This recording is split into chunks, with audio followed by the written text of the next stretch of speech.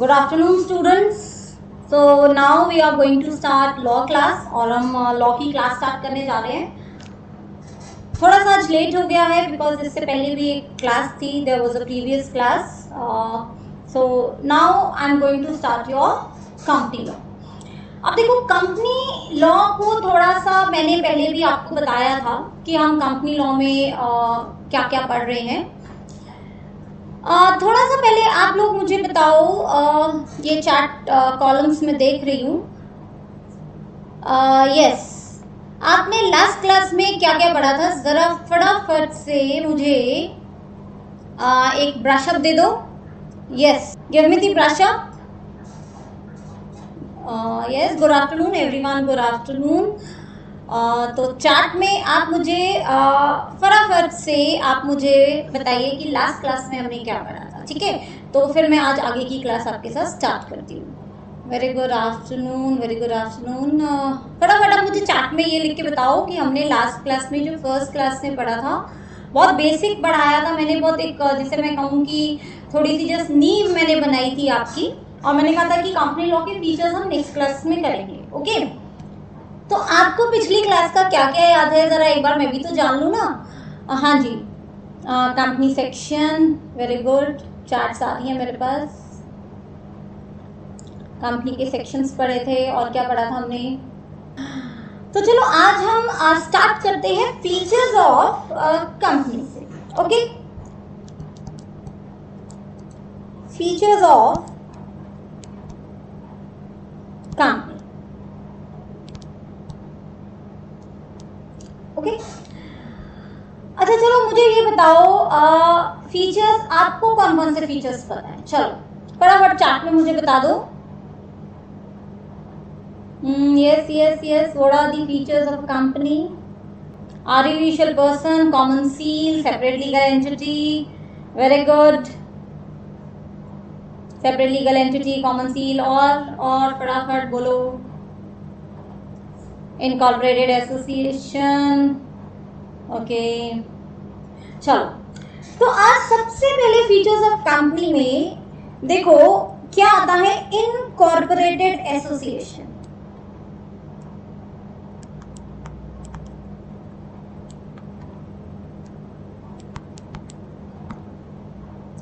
देखो, इनकॉर्पोरेटेड और एसोसिएशन दो वर्ड्स हैं इसमें. One is incorporated, another is association.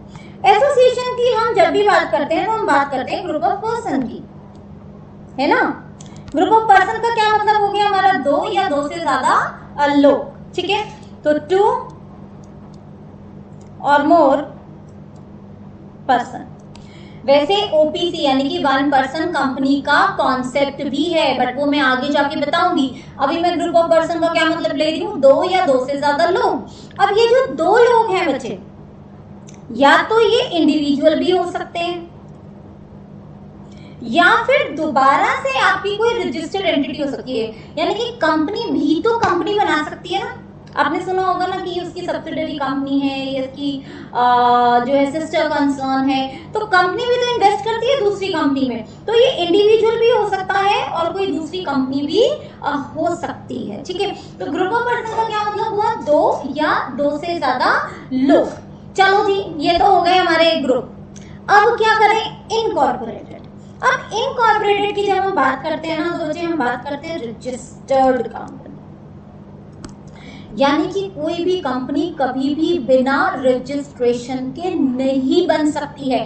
Company को रजिस्टर कराना जरूरी है. देखो जैसे पार्टनरशिप में हमने क्या पढ़ा था? भाई रजिस्टर मन करे तो करा लो, नहीं मन करे तो मत करो. ऑप्शनल था ना पार्टनरशिप में. लेकिन कंपनी बिना रजिस्ट्रेशन के बन ही नहीं सकती है. और रजिस्ट्रेशन कहाँ कराओगे? With ROC, registrar of company. तो जब ये लोग, ये ग्रुप ऑफ पर्सन आरओसी में जाके रजिस्ट्रेशन कराएंगे तब ही कंपनी क्या बनेगी? एग्जिस्टेंस में आएगी. और तब हम इसे क्या बोलेंगे? That now it's an incorporated association. हाँ जी, बात समझ में आ रही है? तो कंपनी कौन बनाएगा? दो या दो से ज्यादा लोग बनाएंगे. ये दो लोग या दो से ज्यादा लोग कौन हो सकते हैं? इंडिविजुअल भी हो सकते हैं आपकी और मेरी तरह, जिनकी आंखें हैं, कान है, नाक है, या फिर ये कोई आर्टिफिशियल पर्सन भी हो सकते हैं। और ये क्या करेंगे, कंपनी को रजिस्टर कराएंगे, ठीक है, with minimum number of members. इसीलिए हम कंपनी को क्या बोलते हैं, इनकॉर्पोरेटेड एसोसिएशन। तो जब मैंने कहा कि ये ग्रुप ऑफ पर्सन रजिस्टर कराएंगे, तो ये जो मेंबर्स हैं ये भी तो मिनिमम और मैक्सिमम होंगे, ठीक है जी।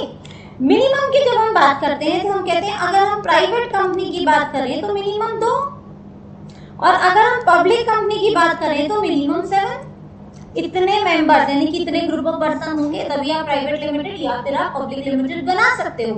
मैक्सिमम अगर हम प्राइवेट की बात करें तो 200, और अगर हम पब्लिक की बात करें तो अनलिमिटेड, ठीक है जी, बात समझ में आ रही है। तो यानी कि जब ये ग्रुप ऑफ पर्सन कंपनी को ले जाके आरओसी के पास रजिस्टर कराएंगे, company is now an incorporated association, ठीक है जी। तो फटाफट पहले ये 2 मिनट्स में नोट कर लो, इनकॉर्पोरेटेड एसोसिएशन। फिर आगे एक बड़े इंपॉर्टेंट केस लॉ पे हम चलेंगे। चलो जी, फटाफट नोट करो इसको, note it down. Incorporated association, registered, ROC के पास ग्रुप ऑफ पर्सन कितने, 2 या 2 से ज्यादा लोग। ये लोग कौन हो सकते हैं, इंडिविजुअल भी हो सकते हैं, कंपनी भी हो सकती है। मिनिमम मेंबर्स कितने, 2, मैक्सिमम कितने, 7, मैक्सिमम कितने, 200, प्राइवेट में, पब्लिक में कितने, अनलिमिटेड, ठीक है जी। चलो अब आगे चलते हैं, डन डन डन आ गया मेरे पास। चलो जी, अब हम आगे चलते हैं। अब नेक्स्ट देखो, बड़ा एक इम्पोर्टेंट हमारे पास असेंशियल एलिमेंट था कंपनी का, और वो क्या था, सेपरेट लीगल एंटिटी, ठीक है जी। ये मैंने आपको समझाया भी था, that what do you mean by separate legal entity की क्या होती है, थोड़ा सा नीड मैंने बताया था। यानी कि कंपनी अपने मेंबर से क्या है, अलग है। कंपनी अपने आप में एग्जिस्ट करती है, कंपनी सब कुछ अपने नाम से करेगी, कंपनी को किसी और के नाम की जरूरत नहीं है। अब ये देखो, ये जो कॉन्सेप्ट हमारे पास आया ना, सेपरेट लीगल एंटिटी, इसमें एक बड़ा फेमस केस लॉ है, और उसी केस लॉ से हमारे पास ये कॉन्सेप्ट आया है। वो केस लॉ देखो क्या है, that is Salomon versus Salomon and company limited, Salomon versus Salomon and company limited, ठीक है जी। अब इस केस लॉ को हम थोड़ा सा समझते हैं कि what do you mean by Solomon and Solomon Company Limited. I'll take a fresh sheet for this. अब आप कहोगे मैम आगे भी सोलोमन पीछे भी सोलोमन, ठीक है ना। देखो पहले इसके फैक्ट समझते हैं, फिर हमें पूरा कॉन्सेप्ट समझ में आ जाएगा that what do you mean by it. अब इसमें एक मिस्टर सोलोमन है, जैसे मेरे नाम से पता चल रहा है, ये सोलोमन भाई साहब का एक बिजनेस था, शू बिजनेस, ठीक है जी। अकेले चला रहे थे, कैसा बिजनेस था, प्रोप्राइटरशिप का बिजनेस था। ऑब्वियसली अकेले आप चला रहे हो, दुकानें हो गई, जो भी एक इंडिविजुअल पर्सन चला रहा है बिजनेस, उसे हम क्या बोलते हैं, प्रोप्राइटरशिप बोलते हैं, ठीक है।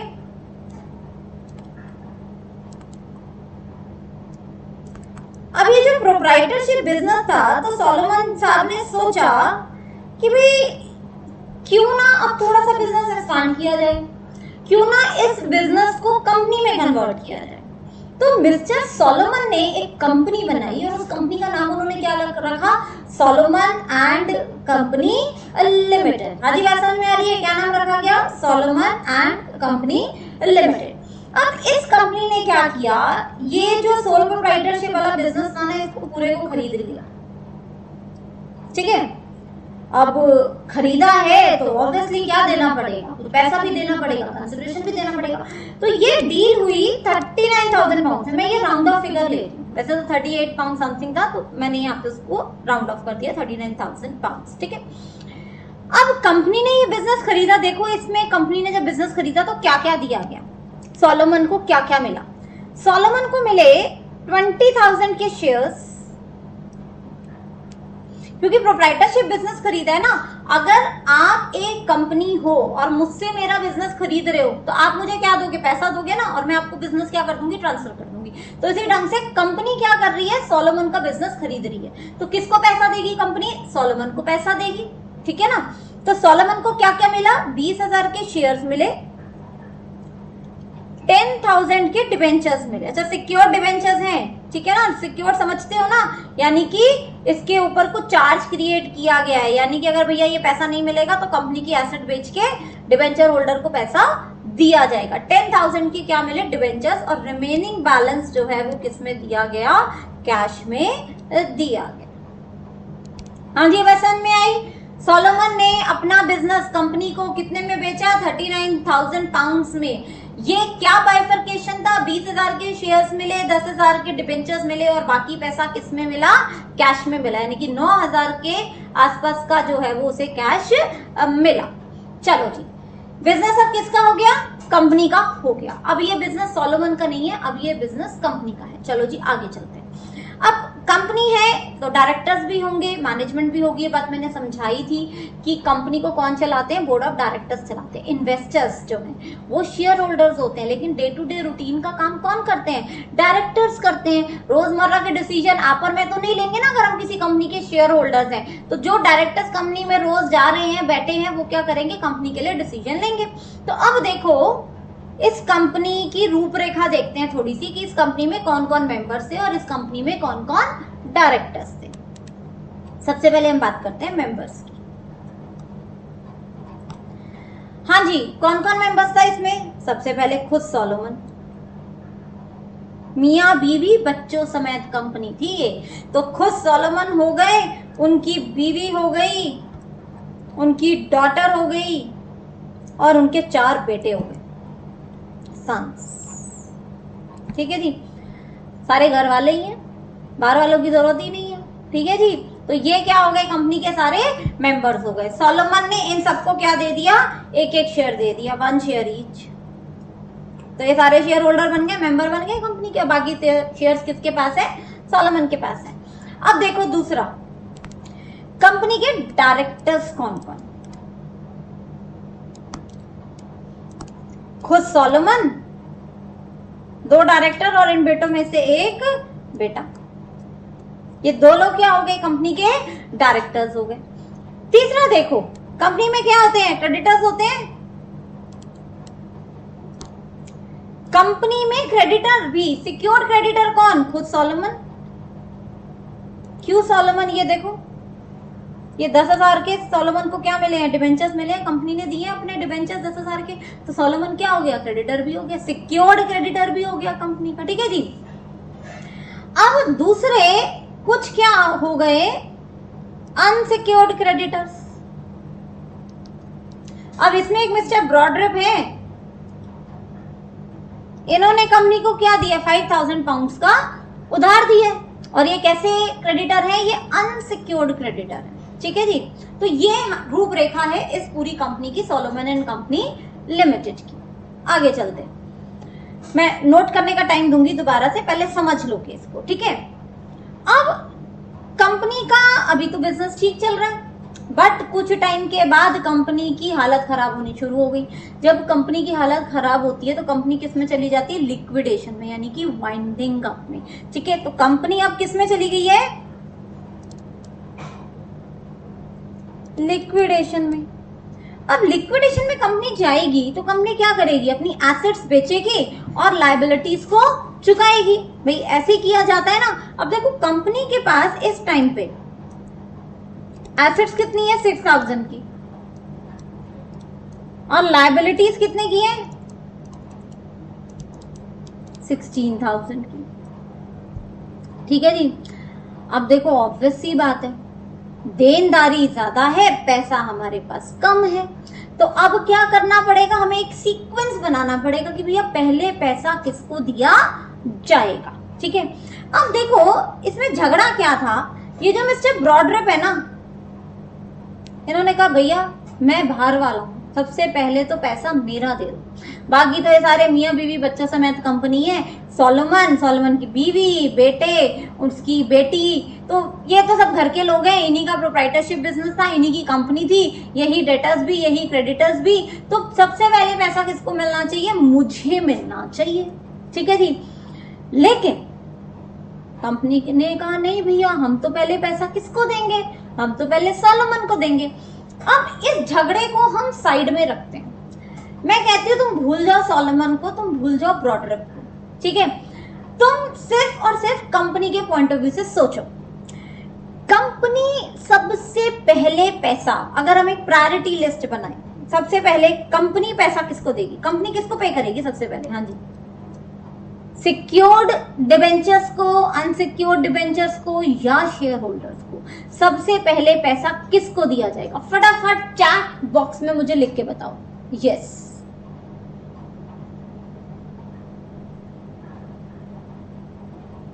Write down. सबसे पहले पैसा मैं किसको दूं?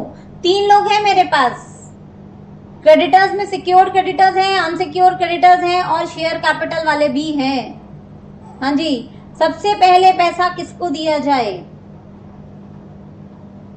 Unsecured, okay, secured debentures, yes, और कोई? सिक्योर्ड डिबेंचर्स, यस, और बताओ, और बताओ। Secured debenture, secured debenture, secured debenture, secured. अच्छा, मेरे पास काफी बच्चों के आंसर आ गए हैं, ऑलमोस्ट काफी। देखो बच्चे, हम कहते हैं हम झगड़ा छोड़ते हैं, ठीक है। अगर हम कंपनी के पॉइंट ऑफ व्यू से देखते हैं तो कंपनी सबसे पहले पे करेगी सिक्योर्ड को, फिर कंपनी पे करेगी अनसिक्योर्ड को, और फिर कंपनी क्या पे करेगी अगर पैसा बचता है तो? शेयर कैपिटल, ठीक है जी। ये जनरल हमारा रूल है, यही हमारी जनरल सीक्वेंस है। तो अब ये सिक्योर्ड क्रेडिटर चाहे सोलोमन हो या फिर ये कोई भी हो, कंपनी है कि हमें फर्क नहीं पड़ता कि ये सिक्योर्ड डिबेंचर्स जो है ये सोलोमन के पास है या किसी और के पास है, हमारे लिए तो सिक्योर्ड डिबेंचर सबसे पहले पेबल है, तो हम तो भैया ये पे करेंगे। अगर अब ये डिबेंचर्स जो है ये सोलोमन के पास है तो ठीक है, पहले पैसा किसके पास जाएगा? सोलोमन के पास जाएगा। आप सेकंड नंबर पर हो जी, आप अनसिक्योर्ड हो, तो आपको तो सिक्योर्ड डिबेंचर्स के बाद पैसा मिलेगा। तो यानी कि डिसीजन क्या हुआ इस केस में कि company is a separate legal entity.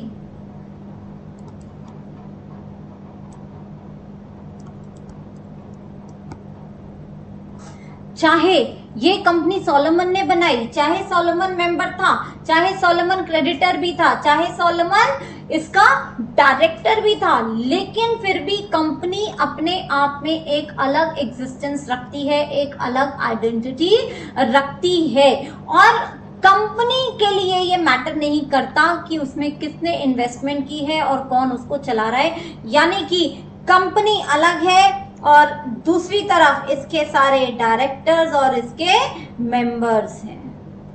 हाँ जी, बात समझ में आती है? तो कंपनी अलग, उसके डायरेक्टर्स, मेंबर्स, क्रेडिटर्स जो भी है वो सारे अलग। तो कंपनी तो अपने पॉइंट ऑफ व्यू से देखेगी कि भैया मैं एक अलग व्यक्ति हूं और मुझे सबसे पहले अपना क्या पे करना है? सिक्योर डेट पे करना है। तो कंपनी सबसे पहले किसको पे करेगी? सोलोमन को पे करेगी।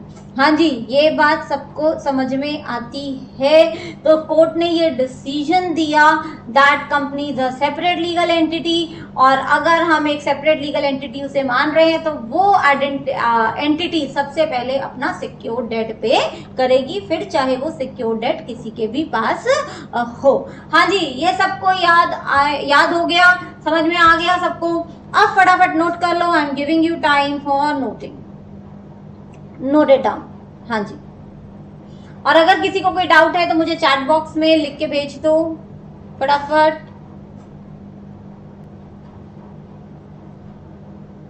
अच्छा, मेरे पास एक क्वेश्चन आया है कि मैम अगर दोनों अनसिक्योर्ड होते तो किसको पहले पैसे मिलते? बच्चे, अगर दोनों अनसिक्योर्ड होते तो ऑब्वियसली प्रोपोर्शनेटली पैसा मिलता, ठीक है। चलो आगे चलते।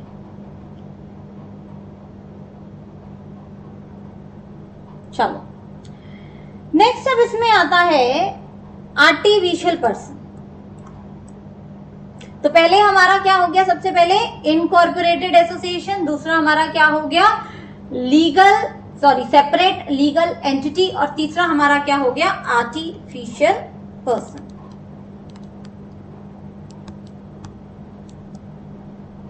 चलो अब देखो, सेपरेट लीगल एंटिटी तो हमने कंपनी को मान लिया, ठीक है जी, बिल्कुल डन। लेकिन कुछ भी कहो, देखो कंपनी जीती जागती इंसान तो नहीं है ना, ना तो उसकी आंखें हैं, ना कान है, ना नाक है, ना मुंह है, ना ही उसका माइंड है। उसको अल्टीमेटली चला कौन रहा है, नेचुरल ह्यूमन बींग्स चलाएंगे, है ना। तो यानी जो डायरेक्टर्स है, जो नेचुरल ह्यूमन बींग्स है, अल्टीमेटली वो कंपनी को क्या कर रहे हैं, चला रहे हैं। तो company exist in the eyes of law, यानी कि company exist in the contemplation of law. Law की नजरों में कंपनी एग्जिस्ट तो कर रही है, बट नेचुरल पर्सन तो नहीं है ना, हम उसको अपनी तरह तो नहीं कह सकते। तो इसलिए हम कंपनी को क्या कहते हैं, artificial person, because it exist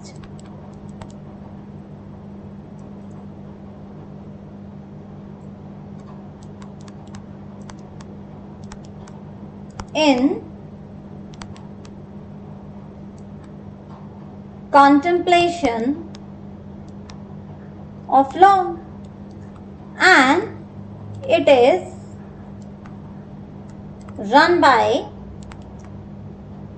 natural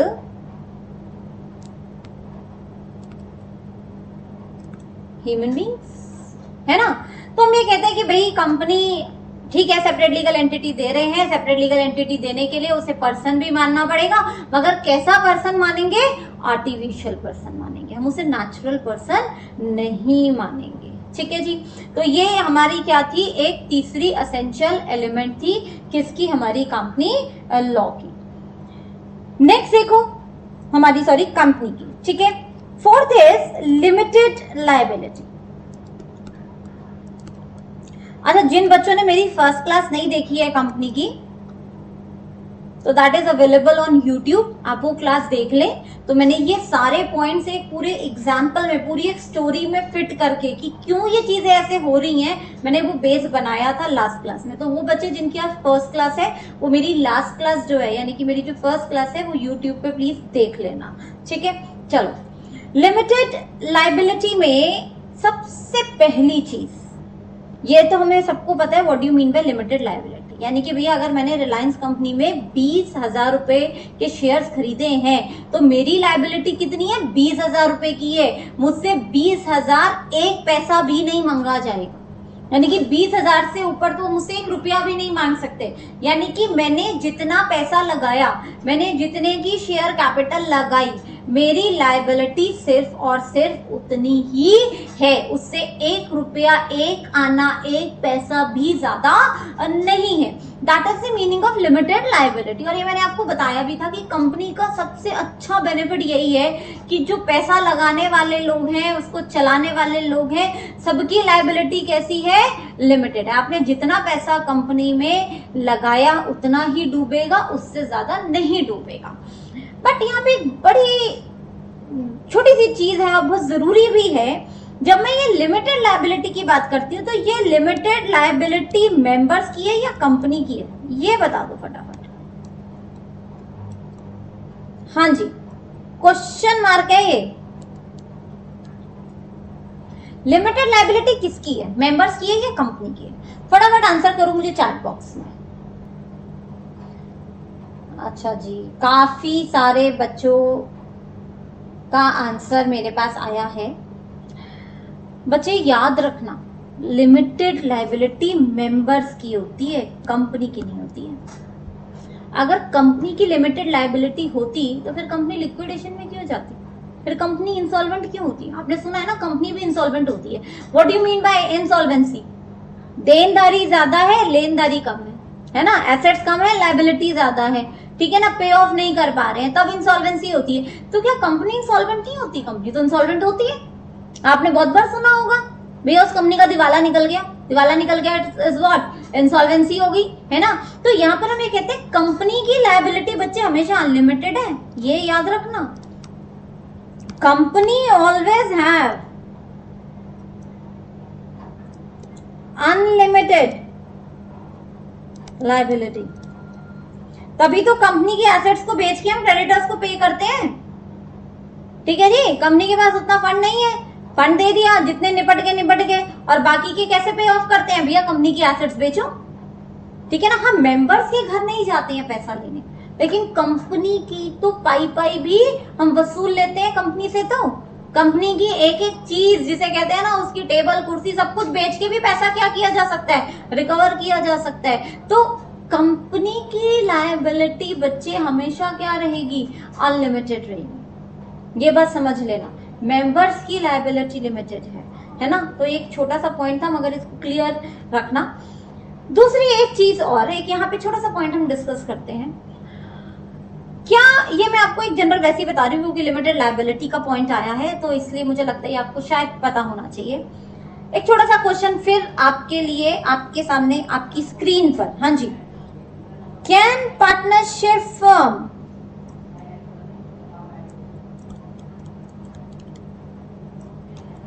become member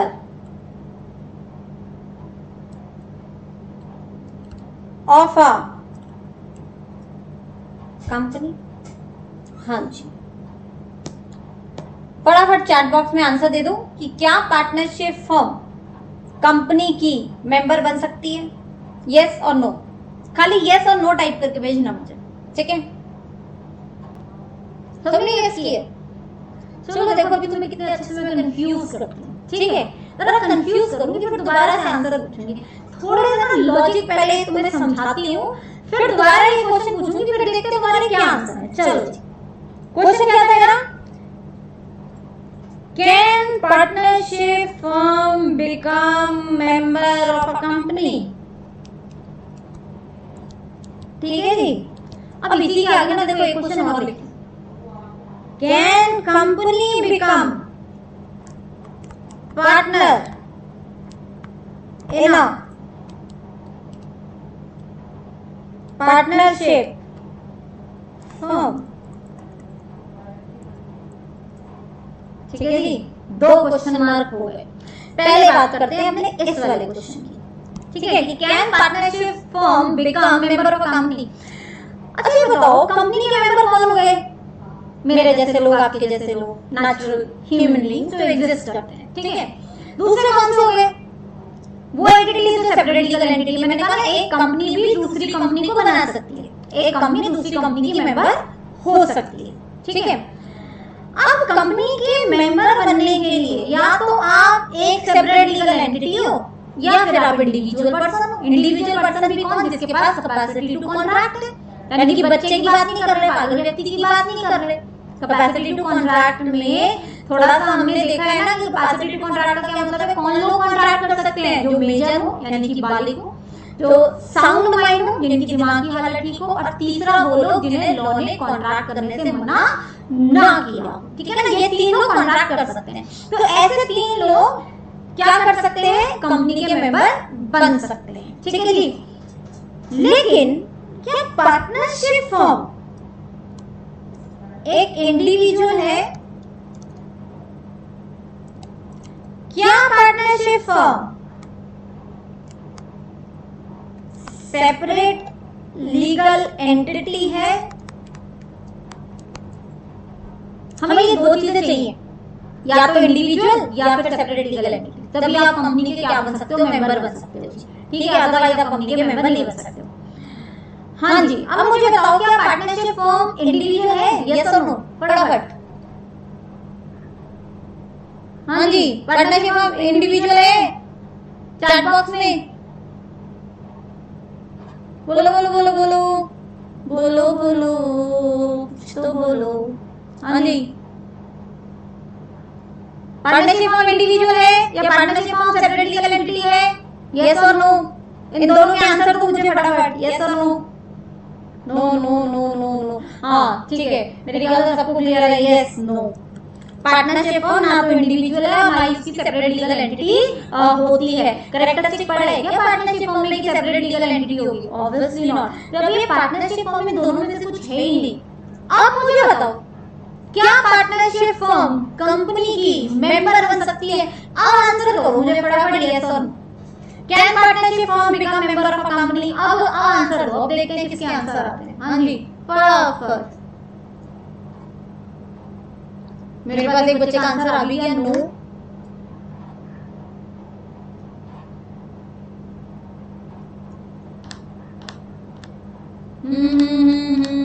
I am waiting waiting waiting, फटाफट आंसर दे दो। No no no no no no no no, सबका देखो सबके आंसर बदल गए। हाँ, पहले सब क्या कह रहे थे, मैम पार्टनरशिप फॉर्म तो हो सकती है मेंबर। अब देखो कॉन्सेप्ट समझ में आते ही सबका आंसर क्या हो गया, नो हो गया। यस, पार्टनरशिप फॉर्म ना तो इंडिविजुअल है, पार्टनरशिप फॉर्म ना ही सेपरेट लीगल एंटिटी है, तो पार्टनरशिप फॉर्म कंपनी की मेंबर नहीं हो सकती। और इसकी एक एक्सेप्शन है, वो आगे जाके बताऊंगी।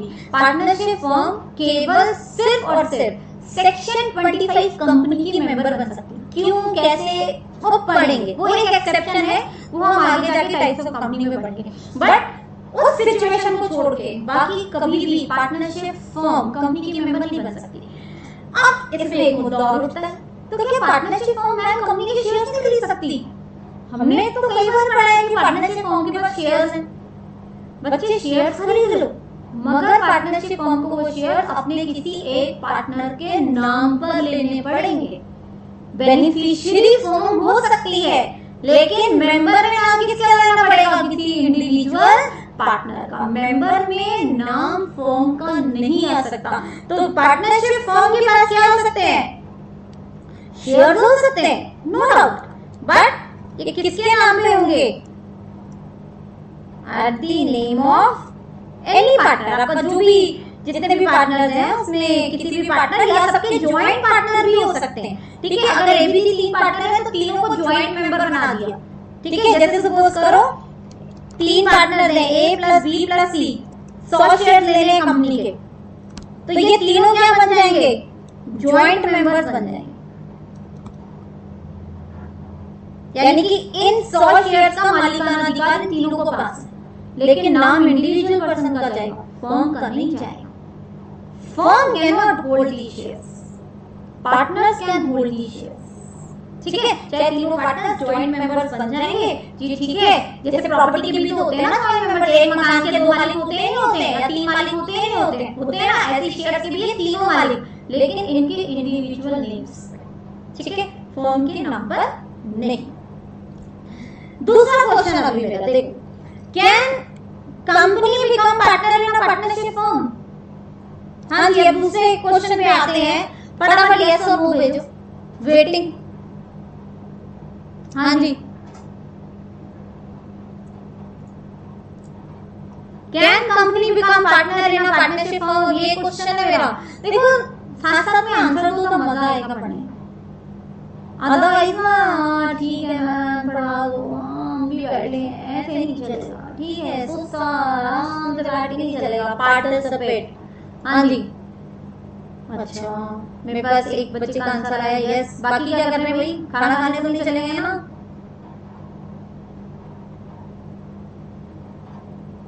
यस यस यस यस, इसमें सबने मुझे आंसर सही दिया है। यस यस यस, हाँ चलो ये सबका आंसर सही है, क्योंकि कंपनी तो सेपरेट लीगल एंटिटी है। लॉ ही उसको कह रहे हैं कि आप तो सब कुछ कर सकते हो, अपने नाम से बिजनेस कर सकते हो, अपने नाम से केस फाइल कर सकते हो। तो yes, company can become a partner in a partnership firm. तो इसका आंसर हो गया यस और इसका आंसर हो गया नो। हाँ जी, ये एक छोटी सी चीज सबको समझ में आई।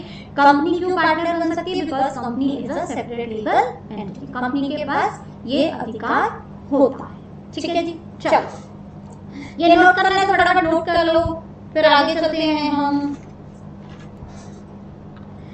अब नेक्स्ट इसमें आता है सेपरेट प्रॉपर्टी।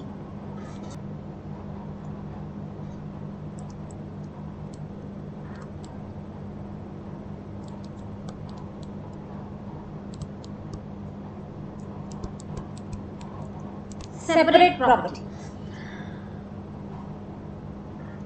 अगर कंपनी ने सब कुछ अपने नाम से कर लिया तो प्रॉपर्टी किसकी है, मेंबर की है, कंपनी की है, ऑब्वियसली कंपनी की है।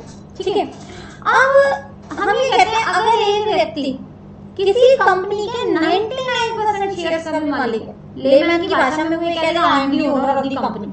ठीक है, आप भी समझ जाओगे। लेकिन लॉ की आईज में फिर से वही चीज, company is a separate legal entity, चाहे आपके पास उसके 100% शेयर्स क्यों ना हो, तब भी कंपनी की क्या है, सेपरेट लीगल एंटिटी है। इसमें देखो एक केस लॉ होता है, बड़ा फेमस केस लॉ है Macaura versus Northern Assurance company limited.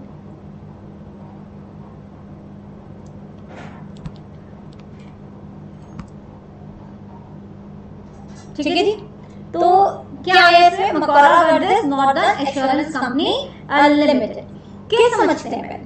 अब ये मिस्टर मकौरा जी, मकौड़े से याद रख लेना, ठीक है, समझते बड़े अपने आप को पता नहीं क्या है, बड़े मकौड़े जैसी, ठीक है। चलो, तो ये जो मकौरा साहब जी हैं, एक कंपनी है और उसके ये समझ लो कि ऑलमोस्ट 99.9% शेयर इनके पास, ठीक है जी।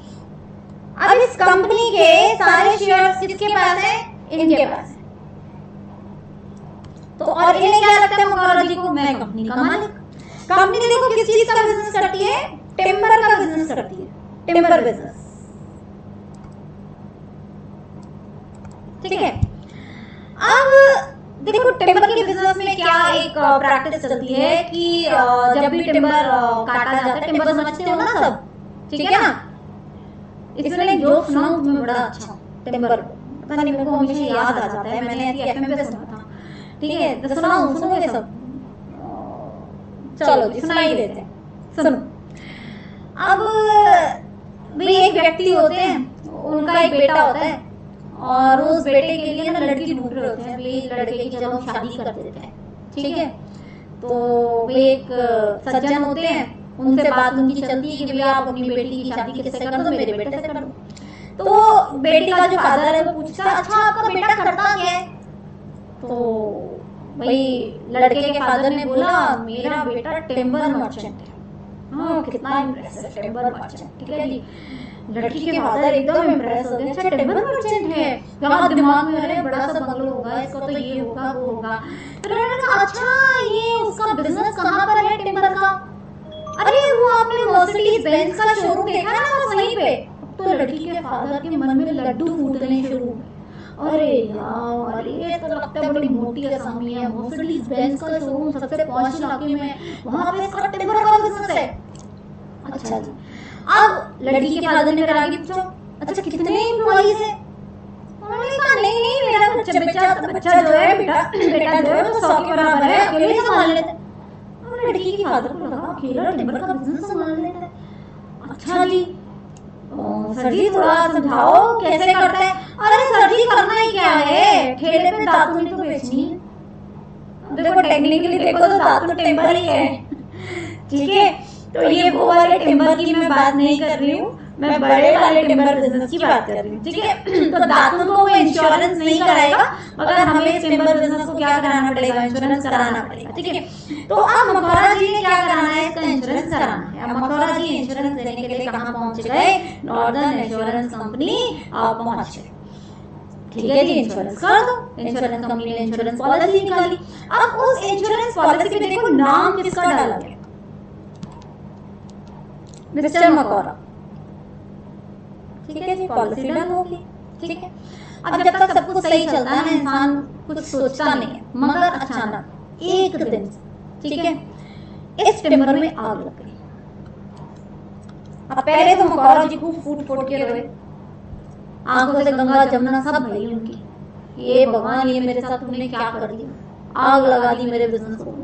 बट तभी उनको याद आए, जैसे हिंदी मूवीज में होता है ना, अचानक से दिमाग की विपत्ति जल्दी, अरे मैंने तो इंश्योरेंस लिया हुआ है, चलो जी इंश्योरेंस कंपनी। अब मकौरा जी किसके पास पहुंचे, नॉर्दर्न एश्योरेंस कंपनी लिमिटेड के पास, कि भैया मेरा इंश्योरेंस है और टिम्बर खराब हो गया, तुम बेच दो अपने एजेंट को, फोटोग्राफ ले लेंगे, देख लेंगे कि वाकई बिजनेस खराब है, तो पॉलिसी के पैसे मुझे दे दो। अब नॉर्दर्न एश्योरेंस कंपनी वालों ने पॉलिसी निकाली, उन्होंने मकौरा जी से पूछा, सर एक बात बता, ये टिम्बर किसका था, कंपनी का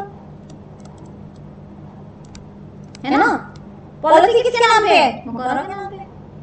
ये सामान किसी और का, पॉलिसी किसी और के नाम की, तो पैसा आपको कैसे दे दें भाई। जिसका सामान है उसी को तो ओनरशिप में दिखाओगे ना पॉलिसी में, आप कहाँ ओनर हो। मकौरा जी आपने अपने आप को company is a separate legal entity. तो यहाँ पे पॉलिसी भी किसके नाम पर होनी चाहिए थी? कंपनी के नाम पर होनी चाहिए थी। इतना बड़ा टेक्निकल डिफेक्ट है भाई पॉलिसी में। हम आपको पैसे नहीं देंगे, मोकारा जी को पैसा नहीं मिलेगा। Company is a separate legal entity. Separate legal entity है, प्रॉपर्टी भी किसकी है? कंपनी की है। तो कंपनी की प्रॉपर्टी कंपनी की है, किसी मेंबर की नहीं है। तो इस केस से ये चीज बड़े अच्छे ढंग से प्रूव हो जाती है कि कंपनी की प्रॉपर्टी हर तरीके से कंपनी के नाम से ही क्या की जाएगी? डील की जाएगी। कोई भी मेंबर उस पे अपना अधिकार नहीं जता सकता, ना ही वो उस मेंबर के नाम से डील की जा सकती है, फिर चाहे उस मेंबर के पास उस कंपनी के सारे ही शेयर्स क्यों ना हो। हाँ जी, ये पॉइंट क्लियर है सबको? हाँ जी, फटाफट बताओ। Is it clear to everybody? Clear clear लिख दो, मेरे दिल को तसल्ली मिल जाएगी, खुश हो जाऊंगी। हाँ जी, तुम्हें समझ में आ रहा है। हाँ जी, सेपरेट प्रॉपर्टी समझ में आया? एक बार केस का नाम भी बोलोगे, Macaura versus Northern Assurance company Limited, exam में लिख कर आना है। हाँ जी, क्लियर क्लियर लिख दो कि हाँ मैडम हमें पॉइंट क्लियर हो गया। और अगर किसी को कोई डाउट है तो चैट बॉक्स में, मैं चैट बॉक्स देख ली हूँ, मुझे फटाफट बता दो अगर कोई डाउट है तो। ओके, चलो वेरी गुड, सबको क्लियर। सेपरेट प्रॉपर्टी से आगे चलते हैं, परपीचुअल सक्सेशन।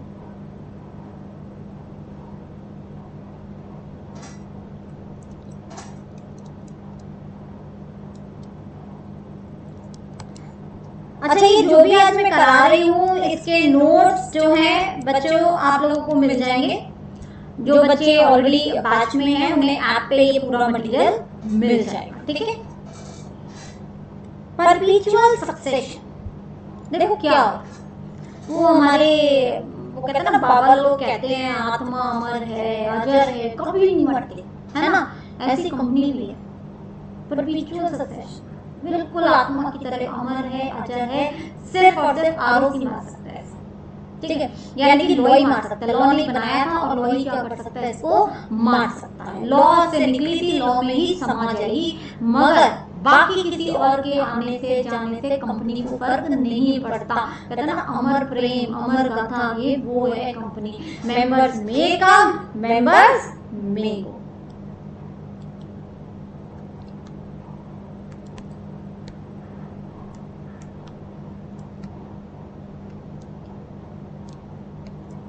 ठीक है, कंपनी की सेहत पे फर्क नहीं पड़ने वाला है। अब अच्छा एक छोटी सी चीज बताओ, ठीक है। आज भी आप लोग सोनी कंपनी सबने नाम सुना है ना, इलेक्ट्रॉनिक्स आप खरीदते हो उस कंपनी के, आप भी खरीदते हो सकता है आपके फादर भी अपने टाइम में सोनी के प्रोडक्ट्स खरीदते हो सकता है उनके फादर यानी कि आपके दादाजी भी सोनी के प्रोडक्ट्स खरीदते हैं। लेकिन क्या आपके दादाजी को पता था सोनी का एमडी कौन है, सोनी को कौन चला रहा है? क्या आपके फादर को पता था, या आज खुद तुम्हें पता है सोनी कंपनी के डायरेक्टर कौन कौन, मेंबर कौन कौन, एमडी साहब कौन से, चेयरमैन कौन से? हाँ जी, पता है? नहीं पता। तुम्हें तो क्या पता है, तुम्हें तो सोनी कंपनी पता है। 3 पीढ़ियों से सोनी का सामान चला आ रहा है, चलाने वाला कौन है नहीं पता किसी को। पता नहीं कितने एमडी बदल गए होंगे, कितने डायरेक्टर्स बदल गए होंगे, कितने मेंबर्स बदल गए होंगे, पता नहीं क्या क्या कंपनी में बदला होगा। लेकिन कंपनी तब भी थी और कंपनी आज भी है। तो this is called what, परपीचुअल succession. बल्कि हम तो ये कहते हैं सारे मेंबर मर ही जाए ना तब भी कंपनी रहेगी। एक छोटा सा एग्जांपल लेते हैं। सपोज करो एक कंपनी है एबीसी प्राइवेट लिमिटेड, ठीक है जी। अब इसमें 3 लोग हैं, ए बी और सी। यही इस कंपनी के डायरेक्टर्स और यही इस कंपनी के मेंबर्स, ठीक है जी। अब इन्होंने सोचा चलो जी ऐसा करते हैं कि इस बार बोर्ड मीटिंग जो है ना वो सिंगापुर में करते हैं। बोर्ड मीटिंग आप कर सकते हो कहीं पर। तो ये तीनों लोग फ्लाइट पकड़ के सिंगापुर गए। अभी की बात नहीं बता रही, वरना सोचने बैठ जाओ हे मैम अभी तो इंटरनेशनल फ्लाइट बंद है, ठीक है। कोरोना काल की बात नहीं कर रही, कोरोना काल से पहले की बात कर रही हूँ, ठीक है। तो ये तीनों लोग फ्लाइट पकड़ के कहाँ गए, सिंगापुर, एक 5 स्टार होटल में तीनों बैठ के आराम से बोर्ड मीटिंग कर रहे हैं, ठीक है जी। अब देखो पता थोड़ी ना होता है कब क्या हो जाए। वहां पे टेररिस्ट आए, बॉम्ब फोड़ दिया, पूरा होटल उड़ गया और होटल के साथ साथ ये तीनों भी उड़ गए। यमराज जी इन तीनों को पैसे पे बिठा के ले गए, चलो भाई तुम्हारी बारी आ गई, ठीक है। अब ये तीनों तो टपक गए, ये तीनों तो गए काम से। अब तीनों मेंबर्स, तीनों डायरेक्टर्स खल्लास, खत्म। मैं इस कंपनी का क्या करूं? क्या ये कंपनी भी खत्म? और ये कंपनी अभी भी, और अगर है तो दिमाग में क्वेश्चन आ रहा होगा चलेगी कैसे? तीनों तो मर गए। हाँ जी, आपको क्या लगता है कंपनी भी खत्म या कंपनी चलेगी? और अगर चलेगी तो कैसे चलेगी? अपने अपने कमेंट्स फटाफट चैट बॉक्स में दे दो। Yes, I am looking at the chat box.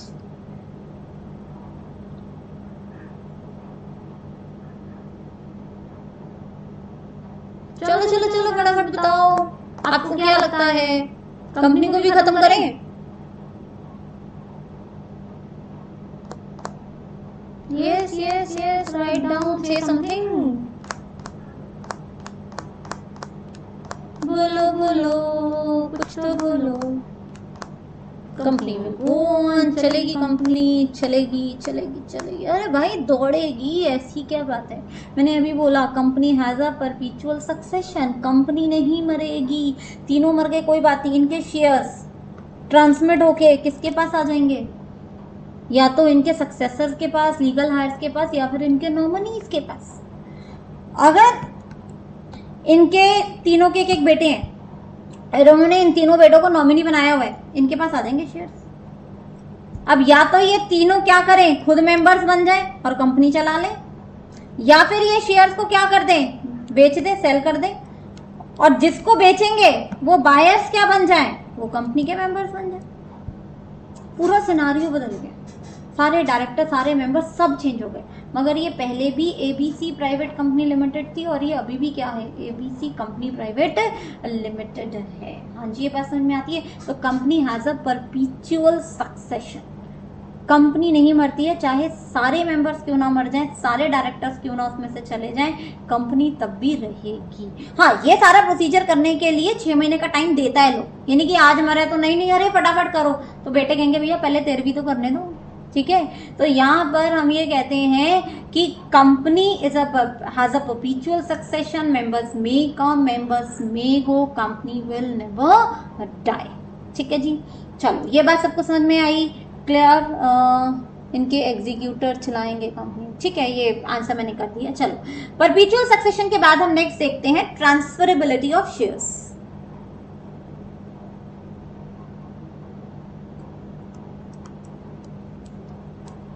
Seven point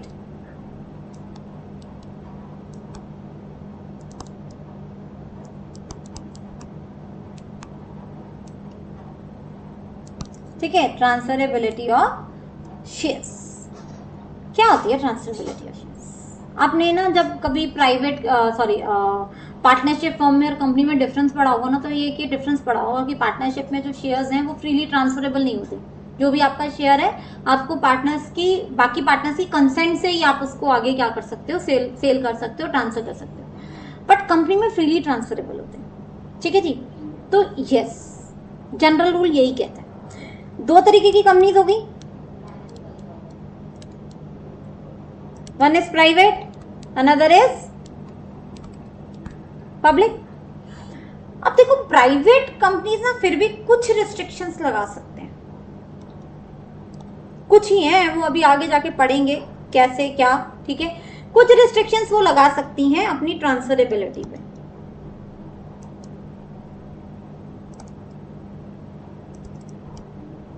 but public companies जो हैं उनके शेयर्स कैसे होते हैं, फ्रीली ट्रांसफरेबल। अच्छा, जब मैंने ये बोला ना रिस्ट्रिक्शन, तो ये रिस्ट्रिक्शन है बच्चे, ये प्रोहिबिशन नहीं है। प्राइवेट कंपनी भी ये नहीं कह सकती कि आप हमारे शेयर्स बेच ही नहीं सकते।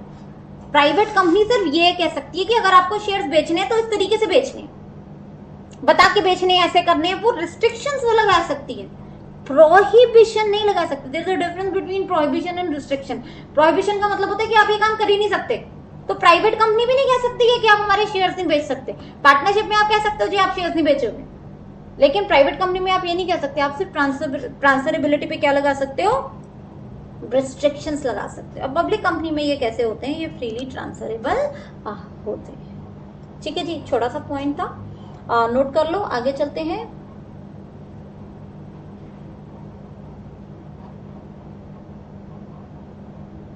इसके बाद आपकी अकाउंट्स की क्लास है, सबको पता है ना। तो जो सीए और सीएमए के स्टूडेंट्स हैं वो अकाउंट्स की क्लास भी अटेंड करेंगे इस क्लास के बाद, but there will be break of 10 to 15 minutes इस क्लास में, और नेक्स्ट अकाउंट्स की क्लास में आपका 15 मिनट्स का ब्रेक रहेगा, ठीक है। चलो जी, ये नोट हो गया। आगे चलते हैं पॉइंट नंबर 8, कॉमन सील।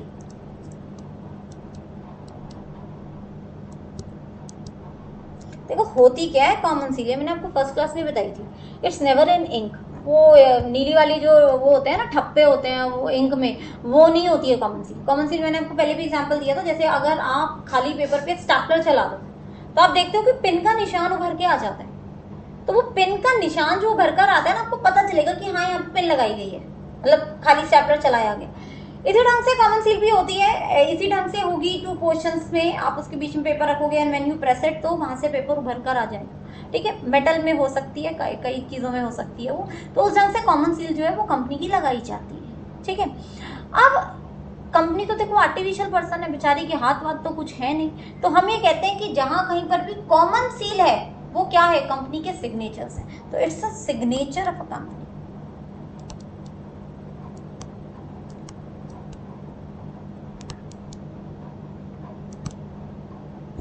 ठीक है जी। अब कंपनी के ये क्या है, सिग्नेचर है। अब सिग्नेचर तो है, लेकिन अगर किसी जगह देखो चला कौन रहे, डायरेक्टर्स चला रहे। तो अब कंपनी लॉ ने ये बोला कि भाई अगर आप किसी चीज में कॉमन सील नहीं लगा रहे हो ना, तो 2 डायरेक्टर या 1 डायरेक्टर और company secretary of a company वो भी अगर साइन कर देंगे ना, तो भी हम मान लेंगे कि डॉक्यूमेंट का क्या हो गया, ऑथेंटिकेशन हो गया। यानी कि डायरेक्टर्स, अभी पढ़ेंगे इसमें आगे हम, 2 डायरेक्टर्स या फिर और 1 director plus company secretary of a company, अगर ये भी साइन कर देंगे तो भी हम मान लेंगे कि कंपनी का कोई भी डॉक्यूमेंट का क्या हो गया, ऑथेंटिकेशन हो गया, ठीक है। देखो पहले ना कॉमन सील कंपलसरी थी, इन्होंने कई बार इसको कंपलसरी किया, फिर इसको ऑप्शनल कर दिया, फिर कंपलसरी कर दिया, फिर ऑप्शनल कर दिया।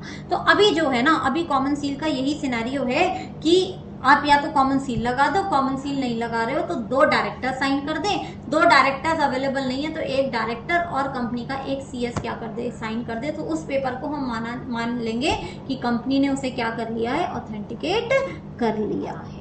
हाँ जी, कॉमन सील सबको समझ में आ रही है, common seal, yes. Official signature हो गया, सिंबल ऑफ इनकॉर्पोरेशन भी कह सकते हो आप इसको। सिग्नेचर की जगह अगर मैं इसको ऑफिशियल सिग्नेचर कर दूं, ठीक है ना। सिंबल ऑफ इनकॉर्पोरेशन भी हो गया कि हाँ भैया कंपनी रजिस्टर्ड है, ठीक है जी। Symbol of incorporation, it's an evidence regarding authentication. ये जिस भी पेपर पे लगी होगी उस पेपर को हम मान लेंगे कि कंपनी ने इसे ऑथेंटिकेट किया है, वेरीफाई किया है, साइन किया है, ठीक है जी। हाँ जी, कॉमन सील सबको समझ में आता है, क्लियर है कॉमन सील, ओके। चलो आंसर भी आगे है, यस। लास्ट एक छोटा सा पॉइंट और उसके बाद मैं इस क्लास को वाइंड अप करूंगी। 9th पॉइंट देखो, last point, and that point is separate management. देखो सेपरेट मैनेजमेंट की जब बात होती है तो ये तो मैंने आपको पहले दिन ही बताया था, कंपनी तो बेचारी सिर्फ लॉ की आयत में एग्जिस्ट करती है, मिस्टर इंडिया की तरह है, ना दिखाई देती है हमें, है ना फील होती है हमें, लेकिन फिर भी है, लॉ की आयत में है। चलाते कौन है उसे नेचुरल ह्यूमन बींग्स चलाते हैं, आपके और मेरे जैसे लोग चलाते हैं। तो यानी कि कंपनी को हमने सेपरेट लीगल एंटिटी बना भी दिया, लेकिन इसका मैनेजमेंट कौन कर रहा है, डायरेक्टर्स।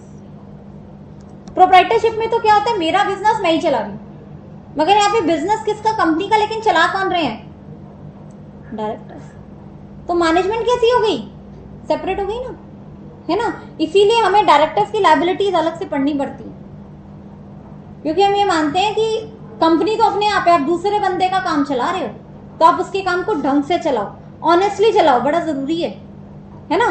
तो हम ये कहते हैं कि कंपनी में क्या है, there is a separate management, company अलग है और डायरेक्टर्स अलग हैं और डायरेक्टर्स कंपनी को चला रहे हैं। तो इसके अपने फायदे भी हैं और अपने नुकसान भी हैं। जैसे जैसे हम आगे कंपनी लॉ पढ़ेंगे वैसे वैसे हम इसके बेनिफिट्स भी पढ़ेंगे और हम इसके डिसएडवांटेजेस भी पढ़ेंगे। ठीक है, तो यहाँ पर आज हमने एक छोटी सी चीज ये की थी हमने, जिसमें हमने फीचर्स ऑफ अ कंपनी पढ़े हैं, बेसिक फीचर्स ऑफ कंपनी हमने पढ़ा है। तो एक बार फटाफट क्विकली हम इसको रिवाइज करेंगे। सबसे पहले हमने क्या पढ़ा, that company is an incorporated association. दूसरा हमने क्या पढ़ा, that it's a separate legal entity. तीसरा हमने क्या पढ़ा, that it's an artificial person. Fourth हमने क्या पढ़ा, लिमिटेड लायबिलिटी। लिमिटेड लायबिलिटी किसकी, मेंबर्स की लिमिटेड लायबिलिटी। फिफ्थ हमने क्या पढ़ा, सेपरेट प्रॉपर्टी, यानी कि कंपनी को ही बिलोंग करती है उसकी सारी प्रॉपर्टी। सिक्स हमने क्या पढ़ा, परपीचुअल सक्सेशन। सेवेंथ हमने क्या पढ़ा, ट्रांसफरेबिलिटी ऑफ शेयर्स। एट्थ हमने कौन सा पढ़ा, कॉमन सील। और नाइन्थ हमने कौन सा पढ़ा, सेपरेट मैनेजमेंट। दो केसेस इसमें आज हमने पढ़े थे। सबसे इंपॉर्टेंट केस कौन सा, Salomon versus Salomon and company limited. दूसरा केस हमने कौन सा पढ़ा, Macaura versus Northern Assurance company limited. ठीक है, तो ये दो केस लॉज हमने आज पढ़े थे। बाकी हमने क्या किया था, इसके फीचर्स को एक बार हमने थोड़ा सा क्रक्स उसका देखा था। बाकी अभी तो ये कंपनी लॉ की शुरुआत है, हम इन्हीं फीचर्स को देखना आगे कितनी जगह यूज में लाएंगे। ठीक है, तो ये सारी चीजें जो है आपको आगे कंपनी लॉ पढ़ने में हेल्प करेंगी। यहां तक किसी को कहीं कुछ डाउट है, कुछ पूछना है तो मुझे बता दो, और अगर क्लियर है तो जस्ट राइट डाउन क्लियर। मेरे दिल को तसल्ली हो जाएगी, आ गया समझ में। यस, चालू जी आ रहे हैं, ओके। अच्छा जी, मेरे पास एक क्वेश्चन आया है, मैम अगर कंपनी सेपरेट लीगल एंटिटी है तो उसके फ्रॉड के लिए कौन लायबल होगा। हाँ जी, डायरेक्टर्स होंगे, पढ़ेंगे। मैंने आपको बताया है कि डायरेक्टर्स की अपनी क्या होती है, लायबिलिटीज होती हैं बहुत। हर सेक्शन में डायरेक्टर्स को बहुत जगह लायबल बनाया गया है। ऑफिसर इन डिफॉल्ट में एमडी का नाम होता है, यहाँ तक कि कंपनी सेक्रेटरी का भी नाम होता है, डायरेक्टर्स का भी नाम होता है। ठीक है, वो पढ़ेंगे, अभी तो आई जस्ट स्टार्टेड। बिल्कुल होगी, डायरेक्टर्स की लायबिलिटी होगी। अच्छा जी, चलो सबको क्लियर है। और आज जो न्यू स्टूडेंट्स हैं उनको मैं एक बार फिर से बता देती हूँ कि अगर आपको कोई भी इंक्वायरी है, कुछ भी पूछना है, तो ये दो फोन नंबर्स हैं, आप इन पे इंक्वायर कर सकते हैं।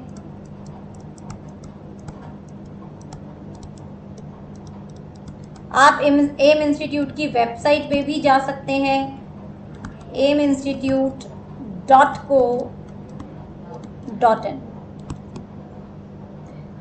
आप फेसबुक पे भी इसे सर्च कर सकते हैं, और यूट्यूब पे तो आप क्लासेस देख रहे हैं तो आपने सब्सक्राइब किया ही होगा। ठीक है, तो दिस इज दी इंफॉर्मेशन।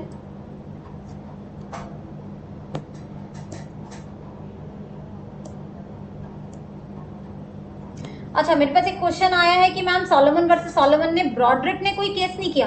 बच्चे, ब्रॉडरिप ने ही पहले केस किया था। देखो होता क्या है, हायरार्की होती है कोर्ट्स की। ठीक है ना, लोअर कोर्ट, फिर उससे ऊपर कोर्ट, फिर उससे ऊपर। जैसे आपकी कंट्री में भी तो है, अगर आप नॉर्मल सिविल कोर्ट्स में जाओगे तो आपका 30,000 ही हो गया, पटियाला हाउस हो गया। ठीक है ना, फिर उसके ऊपर जाओगे तो आपके क्या है, आपके और हायर कोर्ट्स है। क्रिमिनल की बात करूं तो सेशन कोर्ट्स हैं। फिर उसके ऊपर आपका क्या है, आपके हाई कोर्ट है। हाई कोर्ट के ऊपर क्या है, सुप्रीम कोर्ट है ना। तो अगर सपोज करो लोअर कोर्ट में तुमने और मैंने केस लड़ा, मैंने तुम्हारे ऊपर केस फाइल किया, ठीक है, मैं जीत गई, तो हायर कोर्ट में तो तुम जाके करोगे ना अपील, तो तुम्हारा नाम क्या हो जाएगा, पहले आ जाएगा, मेरा बाद में चला जाएगा। देखो होता क्या है, जैसे मैंने कहा ना ए वर्सेस बी, तो जो केस फाइल करता है उसका नाम पहले आता है, जिसके ऊपर केस फाइल किया जाता है उसका नाम बाद में आता है। ठीक है ना, तो इसी ढंग से पहले केस ब्रॉडरिप ने ही फाइल किया था कि भाई मुझे पैसा मिलना चाहिए, लेकिन फिर बाद में सॉलोमन ने कर दिया कंपनी के ऊपर केस फाइल की, नहीं नहीं भाई ब्रॉडरिप को थोड़ी ना पैसा मिलेगा। ठीक है, तो हायर कोर्ट, मैंने तो फाइनल जजमेंट आपको बताई है। ठीक है, ये हायरार्की ऑफ कोर्ट से होके निकला था ये फैसला, तो इसलिए ब्रॉडरिप का नाम आपको यहाँ पर नहीं दिख रहा है। हाँ जी, क्लियर है Monalisa, is it clear to you? क्योंकि अगर पहले ब्रॉडरिप ने किया होगा केस और बाद में फिर सोलोमन ने किया होगा, और सोलोमन वाला डिसीजन जो है वो हायर कोर्ट ने दिया होगा। तो मैं तो आपको हायर कोर्ट का डिसीजन पढ़ाऊंगी ना। तो हायर कोर्ट में जो केस था वो किस नाम से था? Solomon versus Solomon and company limited. ठीक है, हाँ जी मोनालिसा एक बार यस कर दो अगर आपको ये पॉइंट क्लियर हो गया है तो। चलो जी ठीक है, तो चलो आज की क्लास हम यहाँ पर वाइंड अप करते हैं। नेक्स्ट क्लास में दोबारा मिलेंगे एक नए टॉपिक के साथ, lifting of corporate veil. Okay, और नोट्स आपको ऐप पे मिल जाएंगे, और बाकी जो नए स्टूडेंट्स हैं उन्हें जो भी इंक्वायरी करनी है मैंने स्क्रीन पे आपको नंबर्स दे दिए हैं। तो नेक्स्ट क्लास में मिलेंगे, till then have a nice time.